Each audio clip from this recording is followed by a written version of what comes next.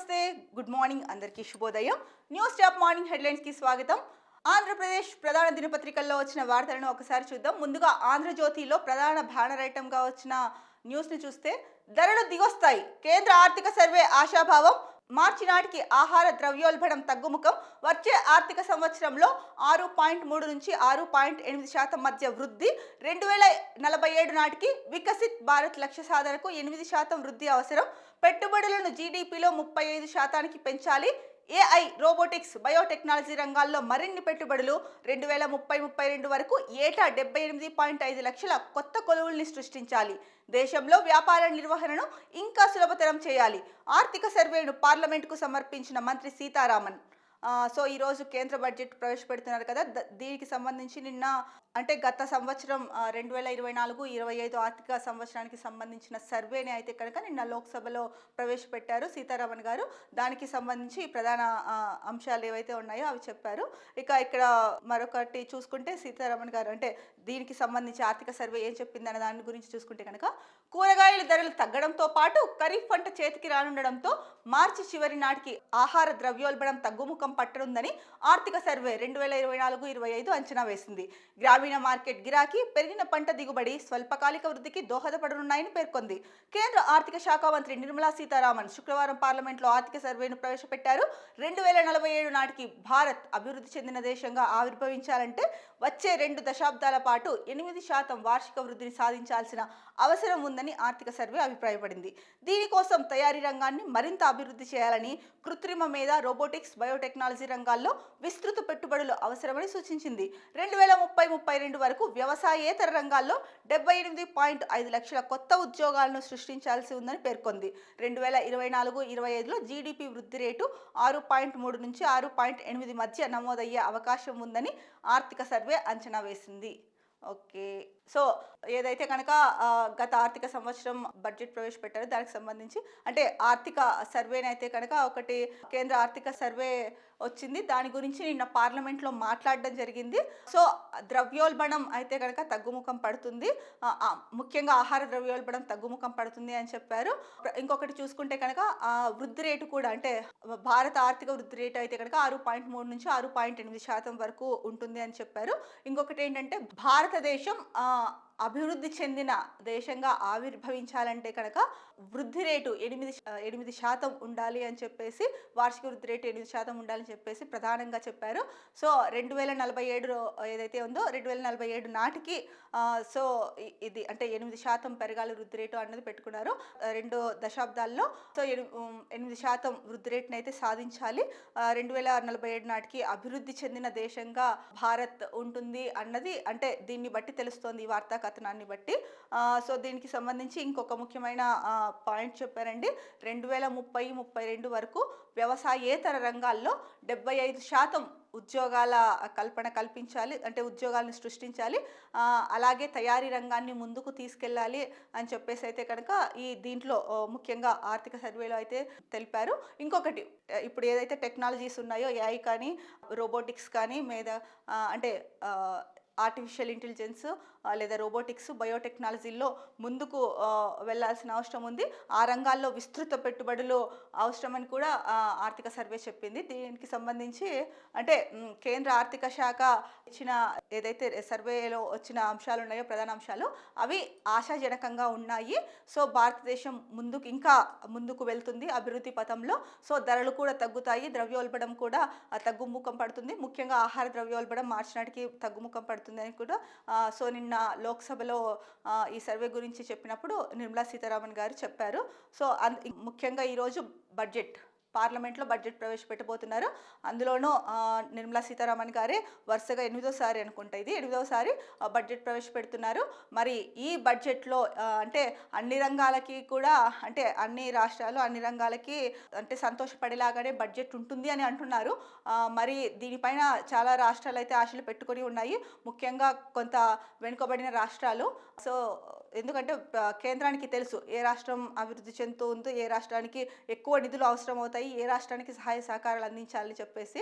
So ఆ విధంగా ఏ రాష్ట్రాలకి అందిస్తుంది మరి అన్నది అంటే ఆర్థిక సహాయం ఏ రాష్ట్రానికి ఎక్కువ ప్యాకేజీ ఇస్తుంది, అలాగే ఏవి ధరలు తగ్గుతాయి, ఏవి పెరుగుతాయి, సామాన్యుల మీద ఎంత భారం పడుతుంది, లేదంటే ఆ భారం నుంచి తప్పిస్తారా సామాన్యులని అన్నది కూడా ఈరోజు ప్రవేశపెట్టే బడ్జెట్ మీద ఆధారపడి ఉంది. ముఖ్యంగా రెండు తెలుగు రాష్ట్రాల్లో అయితే కనుక ఈ బడ్జెట్ పైన చాలా ఆశలు పెట్టుకొని ఉన్నాయి. ఎందుకంటే చేయాల్సిన కార్యక్రమాలు కానీ ప్రాజెక్టులు కానీ చాలానే ఉన్నాయి రెండు తెలుగు రాష్ట్రాల్లో. సో ఇవి ఎంతవరకు ముందు వెళ్తాయి అన్నది ఈ పార్లమెంటులో ప్రవేశపెట్టే బడ్జెట్లో రాష్ట్రానికి కేటాయించే నిధులపైన ఆధారపడి ఉంటుంది అని కూడా మనం చెప్పుకోవచ్చు. ఇక మరో ముఖ్యమైన వార్త చూసుకుంటే కనుక కేంద్ర బడ్జెట్లో మనకెంత, ఏ శాఖకు ఎన్ని నిధులు వస్తాయి, నేటి మధ్యాహ్నం కల్లా వివరాలు ఇవ్వాలి. ప్రభుత్వ విభాగాలకు రాష్ట్ర ఆర్థిక శాఖ నిర్దేశం, కేంద్ర కేటాయింపులపై కసరత్తు, పూర్వోదయ ప్రయోజనాలపై ఆశలు.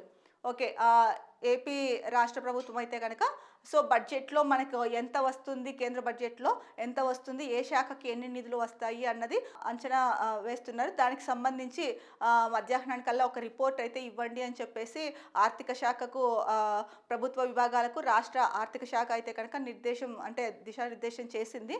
మరి కేంద్ర కేటాయింపులు ఎలా ఉంటాయి అన్న దానిపైన కసరత్తు చేస్తున్నారు. అలాగే పూర్వోదయ ప్రయోజనాలపైన కూడా ఆశలు ఉన్నాయి. మరి ఎంత వాటా వస్తుంది రాష్ట్రానికి అన్నది దానిపైన ఆర్థిక శాఖ ఒక రిపోర్ట్ని తయారు చేయమని అయితే చెప్పింది ప్రభుత్వ విభాగాలకు. అంటే ఏ రంగానికి ఎంత వస్తుంది, అలాగే కేంద్ర బడ్జెట్లో మనకి ఎంత వచ్చే అవకాశం ఉంది అన్నది. సో మధ్యాహ్నానికల్లా ఆ రిపోర్టు వస్తుంది అన్నదైతే కనుక ముఖ్యంగా ఆంధ్రజ్యోతిలో ఇచ్చారు. ఇక మరో ముఖ్యమైన వార్త చూసుకుంటే పాపం ముర్ము పూర్ లేడీ, రాష్ట్రపతిపై సోనియా వ్యాఖ్యలు, ముర్ము ప్రసంగం బోరింగ్ అన్న రాహుల్, ప్రధాని బీజేపీ నేతల ఆగ్రహం, 10 కోట్ల మంది గిరిజనులకు అవమానం, కాంగ్రెస్ రాచకుటుంబం మరింత దిగజారింది, అభివృద్ధిపై మాట్లాడితే విసుగు, అర్బన్ నక్సల్స్ మాటలైతే ఆసక్తి, మోదీ, కాంగ్రెస్ అగ్రనేతల వ్యాఖ్యలకు రాష్ట్రపతి భవన్ ఖండన. ఉభయ సభలను ఉద్దేశించి నిన్న రాష్ట్రపతి ముర్ము గారు మాట్లాడారు. ముర్ము గారు మాట్లాడిన దానికి సంబంధించి సోనియా గాంధీ కీలక వ్యాఖ్యలు అయితే చేశారు. పూర్ లేడీ, పాపం ద్రౌపది ముర్ము పూర్ లేడీ అన్న వ్యాఖ్యలు చేశారు. ఇది నిజంగా ఖండించదగిన విషయము. ఎందుకంటే రాష్ట్రపతిని పూర్ లేడీ అని సంబోధించడము ఒకటి ఏదైతే ఉందో అది, అలాగే పాపం అన్నది ఇలాంటి పదాలు ఏంటంటే రాష్ట్రపతి హోదాలో ఉన్న ద్రౌపది ముర్ము గారి పైన ఇలాంటి కామెంట్ చేయడము, కాంగ్రెస్ అధినేత్రి అంటారు కదా సోనియా గాంధీని, మరి ఎందుకు ఇలాంటి వ్యాఖ్యలు చేశారు అంటే అంటే నిజంగా చెప్పాలంటే ఒక రకంగా తన స్థాయి కన్నా ఇది దిగజారి మాట్లాడడమే సోనియా గాంధీ గారు. పూర్ లేడీ అన్నది చాలా చిన్న విషయం కాదండి. అందులో ఏకంగా రాష్ట్రపతినే అలాంటి మాటతో సంబోధించడం, చెప్పడం ఏమాత్రం కరెక్ట్ కాదు. దీనిపైన రాష్ట్రపతి భవన్ కూడా ఖండించింది దీనిని. అలాగే సోనియా గాంధీ అయితేనేమి, రాహుల్ గాంధీ అయితేనేమి రాష్ట్రపతి ద్రౌపది ముర్ము ప్రసంగం చాలా బోరింగ్గా ఉందని చెప్పేసి అన్నారంట. దానికి సంబంధించిన న్యూస్ ఇచ్చారు. దీనిపైన అంటే ఏదైతే కనుక ద్రౌపది ముర్ము మీద వ్యాఖ్యలు చేశారో సోనియా గాంధీ, దానిపైన ప్రధాని నరేంద్ర మోడీ అలాగే బీజేపీ నేత ఆగ్రహం వ్యక్తం చేశారు. 10 కోట్ల మంది గిరిజనులను అవమానించడమే ఇది అని చెప్పేసి అన్నారు. అంటే ద్రౌపది ముర్ముని మీద మీరు ఏదైతే అన్నారో దాన్ని 10 కోట్ల మంది గిరిజనులు కూడా అవమానించినట్టే అని చెప్పేసి అన్నారు. ఇంకొక మాట అన్నారు ప్రధాని గారు, కాంగ్రెస్ రాజకుటుంబం మరీ దిగజారిపోయింది అన్నారు. ఇంకొకటి, సో అభివృద్ధి గురించి మాట్లాడితే మీకు విసుగు వస్తుంది, అదే నక్సల్స్ గురించి మాట్లాడితే ఆసక్తి ఉంటుందా అని చెప్పేసి, అంటే అర్బన్ నక్సల్స్ గురించి మాట్లాడితే మీకు ఆసక్తికరంగా ఉంటుంది కదా అని చెప్పేసి మోదీ అన్నారు. ఇక ఏదైతే వీళ్ళు వ్యాఖ్యలు చేశారో రాష్ట్రపతి భవన్ ఖండించిందని చెప్పాం కదండి, దానికి సంబంధించి కూడా చెప్పారు.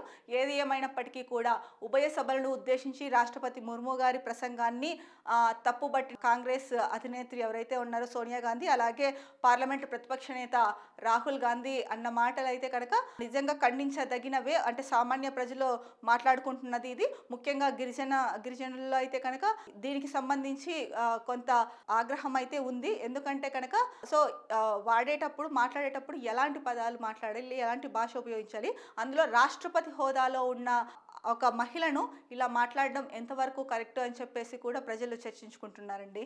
ఇక మరో ముఖ్యమైన వార్త, జూన్ లోపు ముచ్చటగా 3, తల్లికి వందనం, అన్నదాత సుఖీభవ, మహిళలకు ఉచిత బస్సు అమలు, సూపర్ 6 పై చంద్రబాబు కీలక నిర్ణయం, రాజకీయ వేధింపు హత్యలపై ప్రత్యేక ట్రైబ్యునల్, టీచర్లు, ఉద్యోగులు, పాత్రికేయులపై అక్రమ కేసుల తొలగింపు, కార్యకర్తల పెండింగ్ బిల్లులు త్వరలో చెల్లింపు, ఆలయాలపై దాడులు చేసిన వారిని గుర్తించడానికి కార్యాచరణ, జిల్లాల పునర్విభజనపై పరిశీలన, కరెంటు ఛార్జీలు ఏడాదికి 35 పైసల చొప్పున తగ్గింపు, కిమ్స్ ఆధ్వర్యంలో అమరావతిలో మెడికల్ వర్సిటీ, వినుకొండలో వైద్య శిక్షణ కేంద్రం, ఈసారి కడపలో మహానాడు, వైసీపీ నేతల చేరికలపై కూటమిలో త్వరలో చర్చ, టీడీపీ పొలిట్ బ్యూరో భేటీలో కీలక నిర్ణయాలు.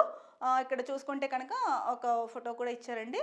వాసవి మాత ఆత్మార్పణ దినం సందర్భంగా శుక్రవారం పశ్చిమ గోదావరి జిల్లా పెనుగొండలో వాసవి కన్యకా పరమేశ్వరికి ప్రత్యేక పూజలు చేస్తున్న చంద్రబాబు నాయుడు. సో దీనికి ఇంకొకటి చూసుకుంటే కనుక ఏదైతే కనుక జూన్ లోపు ముచ్చటగా 3 అని చెప్పేసి తల్లికి వందనము, మహిళలకి ఉచిత బస్సు ప్రయాణము, ఇంకొకటి అన్నదాత సుఖీభవ, ఈ 3 అయితే కనుక సూపర్ 6 ఏదైతే చెప్పారో ఈ 3 జూన్లోగా ఇంప్లిమెంట్ చేస్తామని చెప్పేసి చంద్రబాబు నాయుడు ప్రధానంగా చెప్పారు. దీనికి సంబంధించి అంటే త్వరలో టీడీపీ పొలిటికల్ బ్యూరో భేటీ అయితే ఉంటుంది. దానికి సంబంధించి ఈ పొలిట్ బ్యూరో వాళ్ళు ఏం చెప్పారంటే, వేసవి సెలవుల తర్వాత పాఠశాలలు తెరిచేలోపు ఎంతమంది పిల్లలు వాటిలో చదువుతూ ఉంటే అంతమందికి ఒక్కొక్కరికి 15,000 వంతున తల్లికి వందనం పేరుతో చెల్లిస్తాము. కేంద్రం ఇచ్చే మొత్తంతో కలిపి రైతులకు అన్నదాత సుఖీభవ పథకం కింద 20,000, జూన్ లోపు మహిళలకు ఉచిత బస్సు ప్రయాణం కూడా అమలు. అంటే వచ్చే జూన్ లోపు నామినేటెడ్ పదవులన్నీ కూడా భర్తీ చేస్తారంట. సహకార సంస్థలు, మార్కెటింగ్ సంస్థలు, ఆలయాలు మొదలైన వాటిలో పదవులన్నీ నింపుతామని చెప్పేసి టీడీపీ పొలిట్ బ్యూరో అయితే స్పష్టం చేసింది. సో సూపర్ 6 ఏదైతే చెప్పారో ఎన్నికల హామీల్లో దాంట్లో మిగిలిపోయిన హామీలు ఏవైతే ఉన్నాయో అవి జూన్లోగా పూర్తి చేస్తాము. తల్లికి వందనం అన్నది కూడా అంటే ఇప్పుడు వేసవి సెలవులు అయిపోయిన తర్వాత సో స్కూల్లో ఉన్న స్ట్రెంత్ను బట్టి ఎంతమంది పిల్లలు చదువుతున్నారో స్కూల్స్లో అంటే పాఠశాలలో, సో దాన్ని ఆధారంగా చేసుకొని తల్లికి వందనం పథకం ఇంప్లిమెంట్ చేస్తామని చెప్పారు. అలాగే మరో ముఖ్యమైన విషయం అయితే చెప్పారు ఇక్కడ ఏంటంటే కనుక నామినేటెడ్ పదవులు, చాలామంది నామినేటెడ్ పదవుల మీద హోప్స్ పెట్టుకోరున్నారు, అది ఎప్పటికప్పుడు డిలే అవుతుందని చెప్పేసి సో నామినేటెడ్ పదవులన్నీ కూడా భర్తీ చేసేస్తాము జూన్ లోపల అని చెప్పేసి టీడీపీ పొలిట్ బ్యూరో అయితే చెప్పింది. ఇక ముఖ్యంగా ఇక్కడ మాట్లాడుతూ చంద్రబాబు నాయుడు ఏమన్నారు, రాజకీయ వేధింపు హత్యలు అయితే ఏవైతే జరిగాయో వాటిపైన ప్రత్యేక ట్రిబ్యునల్ వేసి టీచర్లు, ఉద్యోగులు అంటే పాత్రికేయులు, విలేకరులు ఎవరంటారో వాళ్ళపైన ఉన్న అక్రమ కేసులను అయితే కనుక తొలగించేస్తాము అని కూడా చెప్పారు. ఇక కార్యకర్తల బిల్లులో ఏవైతే పెండింగ్లో ఉన్నాయో వాటిని కూడా త్వరలోనే చెల్లింపులు చేసేస్తామని చెప్పారు. ఇక కడపలో ఈసారి మహానాడు కార్యక్రమం పెడతామని చెప్పేసి చెప్పారు. కడపలో మహానాడు కార్యక్రమం పెడతారు. తర్వాత వైసీపీ నేతలు టీడీపీలో చేరిక పైన కూడా నిర్ణయం ఉంటుంది అని చెప్పేసి చెప్తున్నారు ఇక్కడ. మరి కూటమిలో వైసీపీ నేతలు టీడీపీలో చేరికల పైన కూటమిలో త్వరలో చర్చ జరుగుతుంది అని చెప్పారు. మరి ఒక పార్టీ నుంచి ఇంకొక పార్టీకి వెళ్ళడం ఎంతవరకు కరెక్ట్ అన్నది అంటే ఎప్పటి నుంచో వస్తుంది. సో ఒక దాంట్లో ఒక పార్టీ గుర్తు మీద గెలిచి ఇంకొక పార్టీలో చేరడము ఇది ఎప్పటి నుంచో జరుగుతోంది. దీనిపైన కోర్టులకు వెళ్ళడం జరుగుతోంది, కోర్టులు కూడా తీర్పులు ఇస్తున్నాయి. అయినా సరే దీన్ని మానట్లేదు కొంతమంది. రీసెంట్గా చూసుకుంటే తెలంగాణలో కూడా బీఆర్ఎస్ 10 మంది ఎమ్మెల్యేల పైన అంటే కారు గుర్తు మీద గెలిచి కాంగ్రెస్లో చేరారని చెప్పేసి కోర్టుకు వెళ్ళింది. సో ఇలాంటివి జరుగుతూ ఉన్నాయి. మరి వైసీపీ అంటే కడపలో మహానాడు అయితే కనుక పెడతారు ఈసారి అని చెప్పేసి ముఖ్యంగా వార్తా కథనం ఇచ్చారు. దాంట్లో అంటే చంద్రబాబు తీసుకున్న నిర్ణయాల్లో ప్రధాన అంశము ఒకటి ఇది కూడా ఏంటంటే జూన్లోగా 3 పథకాలు ఏవైతే ఉన్నాయో వాటిని ఇంప్లిమెంట్ చేసేస్తామని చెప్పారు. దానికి తోడు సో కడపలో మహానాడు పెడతాము, టీడీపీ పొలిట్ బ్యూరో ఏదైతే ఉందో దాంట్లో భేటీ చర్చ తర్వాత అలాగే కూటమిలో చర్చ తర్వాత వైసీపీ నేతలు టీడీపీలో చేరడం పైన కూడా చర్చ ఉంటుందనేసి చెప్పారు. మరి ఎంతమంది వైసీపీ నేతలు అందులోకి అంటే టీడీపీలోకి వెళ్తారు అన్నది ఈ చర్చలన్నీ అయిపోయిన తర్వాత కడపలో మహానాడు అయిన తర్వాత తెలిసే అవకాశం అయితే ఉంది. ముఖ్యంగా అయితే కనుక ఏదైతే ప్రజా సంక్షేమం కోసం ఎన్నికల హామీల్లో చెప్పారో స్కీమ్స్, దాంట్లో 3 ముఖ్యమైన స్కీములు జూన్ లోపు అయితే కనుక ఇంప్లిమెంట్ చేసేస్తామని చెప్పారు. సో ఇది మంచి నిర్ణయం అండి. ఎందుకంటే ఇప్పటికీ చాలా లేట్ చేశారు. 8 నెలలు అయిపోయింది. 8 నెలలు అయినా కూడా ఇంకా ఇలాగే ఉండిపోయింది కదా, స్కీమ్స్ కొన్ని ఇంప్లిమెంట్ అవ్వలేదు. సో మొత్తానికి జూన్లోగా ఇచ్చేస్తామని చెప్పడం అయితే కనుక చాలామందిలో అంటే ఎవరైతే అర్హులు ఉన్నారో వాళ్ళందరికీ కూడా ఇది గుడ్ న్యూస్. మరో ముఖ్యమైన న్యూస్ చూసుకుంటే త్వరలో దేశంలోనే అతిపెద్ద గోల్డ్ హబ్ మంగళగిరిలో మినీ దుబాయ్ ముంబైకి దీటుగా ఏర్పాటుకు సన్నాహాలు 60 ఎకరాల్లో జెమ్స్ జ్యువెలరీ పార్క్ 12,000 మంది స్వర్ణకారులకు ఉపాధి లోకేష్ సొంత ఖర్చులతో గోల్డ్ స్మిత్ ఫౌండేషన్ స్వర్ణకారులకు డిజైన్లపై శిక్షణ అంతర్జాతీయ ప్రమాణాలతో ఆభరణాల తయారీ. సో ఇక్కడ చూసుకుంటే అంటే ఒక ఊహా చిత్రం అని చెప్పేసి ఇచ్చారు. జెమ్స్ అండ్ జ్యువెలరీ పార్క్ ఎలా ఉండబోతుంది అన్నది సో ఒకటి కల్పితంగా ఒక చిత్రాన్ని అయితే కనుక ఇక్కడ ఇచ్చారు. అలా ఉండబోతుంది అంటే అలా తయారు చేస్తారేమో అంటే జెమ్స్ అండ్ జ్యువెలరీ పార్క్ని. సో దానికి సంబంధించి ఒక ఊహా చిత్రం అయితే ఇచ్చారు. సో అంటే త్వరలోనే మినీ మంగళగిరిలో మినీ దుబాయ్ అని చెప్పేసి ప్రధాన వార్తాంశం అయితే ఇచ్చారు. సో ముంబైకి ధీటుగా ఇక్కడ అంటే ఏదైతే మనకి ప్రపంచ దేశంలో వ్యాపార రాజధాని ఏది అంటే ఫస్ట్ చెప్పేది ముంబైయే. సో అలాంటి ముంబైకి ధీటుగా ఇక్కడ మంగళగిరిలో ఏర్పాటుకు సన్నాహాలు చేస్తున్నారు. అలాగే 60 ఎకరాల్లో జెమ్స్ అండ్ జ్యువెలరీ ఏర్పాటుకు జెమ్స్ అండ్ జ్యువెలరీ పార్క్ ఏర్పాటుకు సన్నాహాలు అయితే చేస్తున్నారు. ఇంకొకటి మంత్రి లోకేష్ ఎవరైతే ఉన్నారో తనే సొంత ఖర్చులతో గోల్డ్ స్మిత్ ఫౌండేషన్ పెడతారంట. స్వర్ణకారులకి దానిపైన శిక్షణ ఇచ్చి డిజైన్లు ఎలా రూపొందించాలి అన్న దానిపైన కూడా శిక్షణతో అంటే అంతర్జాతీయ ప్రమాణాలతో కూడిన శిక్షణ ఉంటుంది. అలాగే ఆ డిజైన్స్ విషయంలో అవ్వచ్చు, వాళ్ళకి వర్క్ నేర్పించడంలో అవ్వచ్చు, దీనిపైన అయితే కనుక ప్రధానంగా శిక్షణ ఉంటుంది అనేసి లోకేష్ చెప్తున్నారు. అలాగే మంగళగిరిలో మినీ దుబాయ్ మొదలవబోతుంది అన్నది ఈ వార్తాంశంలో మనకి తెలుస్తున్నది. సో ఏదైతే ఫౌండేషన్ అంటే గోల్డ్ స్మిత్ ఫౌండేషన్కి లోకేష్ తన స్వంత ఖర్చులతోనే గోల్డ్ స్మిత్ ఫౌండేషన్ అయితే కనుక పెడతాను అంటున్నారు. ఇది నిజంగా అంటే ఇప్పుడు రాష్ట్రంలో ఉన్న పరిస్థితిని చూసుకుంటే కనుక ఇలా చాలామంది అంటే మంత్రులు అవ్వచ్చు, సీఎం అవ్వచ్చు, మంత్రులు అవ్వచ్చు, ఇంకా ఎవరైనా సరే ఉన్నవాళ్ళు అంటే సో సిఎస్ఆర్ కింద నిధులు ఇచ్చే వాళ్ళు అవ్వచ్చు. ఇలాంటి వాటికి అంటే ఎందుకంటే ఆంధ్రప్రదేశ్కి ఇప్పుడు అందరి సహకారం చాలా అవసరం అభివృద్ధిలో ముందుకు వెళ్ళాలంటే.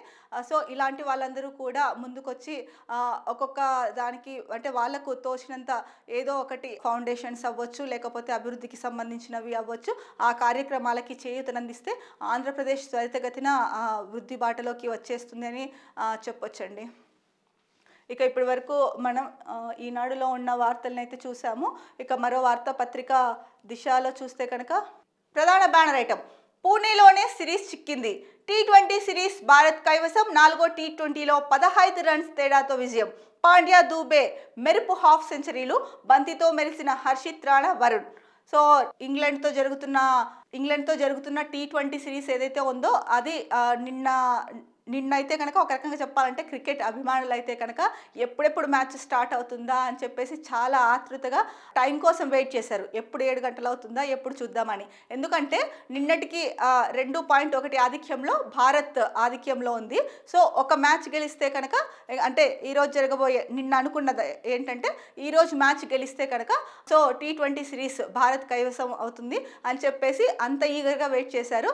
సో అభిమానుల్ని ఏమాత్రం నిరాశ చెందనివ్వకుండా నిరాశ పడకుండా భారత్ T20 సిరీస్ అయితే కనుక కైవసం చేసుకుంది. ఇంకా ఒక మ్యాచ్ మిగిలిండగానే సో మొత్తానికి పూణే వేదికగా జరిగింది. సో పూణేలో స్పిన్ ఎలా ఉంటుంది, ఆ ఫేస్కు ఎలా ఉంటుంది అని చెప్పేసి ఇరు జట్లు అయితే కనుక కొంత గందరగోళ పరిస్థితులు అంటే కన్ఫ్యూషన్లో ఉన్నారన్న వార్త కూడా వచ్చింది. అంటే అదేంటి టాస్ గెలిస్తే బౌలింగ్ తీసుకోవాలా, బ్యాటింగ్ తీసుకోవాలా, ఏం తీసుకోవాలి ఇక్కడ అంటే పూణేలో జరిగిన మ్యాచ్లో సో ఏదైతే మ్యాచ్ జరిగిన ప్లేస్ ఉందో అది దేనికి అనుకూలంగా ఉంది అన్నది అంచనా వేయడంలో అయితే కనుక కొంత రెండు టీంలు టెన్షన్ పడ్డాయి, England and Bharat teams. But ఎట్టకేలకు అయితే కనుక భారత్ విజయం సాధించింది.